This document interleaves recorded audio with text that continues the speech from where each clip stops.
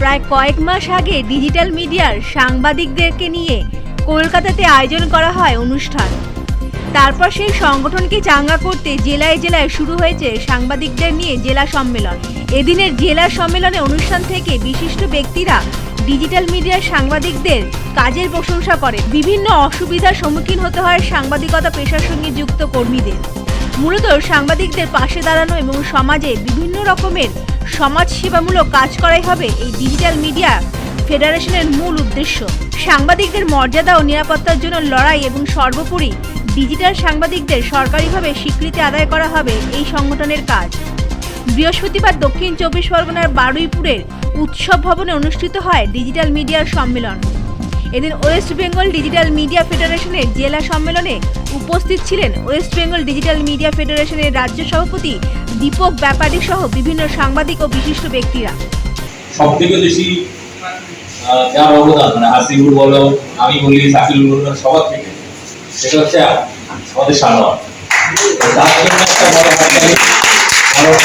শেষ মুহূর্তে এসে মানে তার সহযোগিতা ছাড়া সম্ভবই ছিল না। বারবার হতাশ হয়ে যাচ্ছে, বারবার আমাদেরকে জানাচ্ছে কি করবো কি করবো। আমি ভাই যে করে হোক করতে হবে। তো তাকে বরণ করার জন্য খবরটা তার গুরুত্ব কিন্তু সাংঘাতিক। আমরা এখন বলছি ভাইরাল হচ্ছে খবরগুলো, মানে এত চটজলদি ভাইরাল হয়ে যাচ্ছে, সেটা যাচাই করতে প্রশাসনের কালঘাম ছুটে যায়।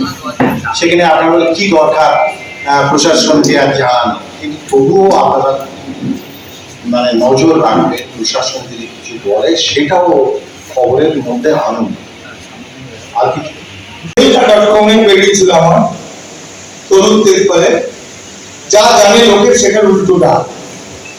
আমি এটা স্ট্রিং অপারেশন করতে গিয়ে জেলখানে বন্দি ছিলাম মাওবাদীর তকমা নিয়ে মেদিনীপুর সেন্ট্রাল জেলে। 3 বছর পর আমি সেটা বেকসুর খালাস হয়েছিলাম। আমি সাংবাদিক নই, তবুও কিন্তু তেল কাঠ ফান্ডটা আমি ফুটিয়েছিলাম। ঠিক সেইভাবে রূপবানুর ভাই যে ছেলেটা মারা গেল, রূপবানুর ভাই। ক্যানিং থেকে কুতুবুদ্দিন মোল্লার রিপোর্ট, পূবের কলম।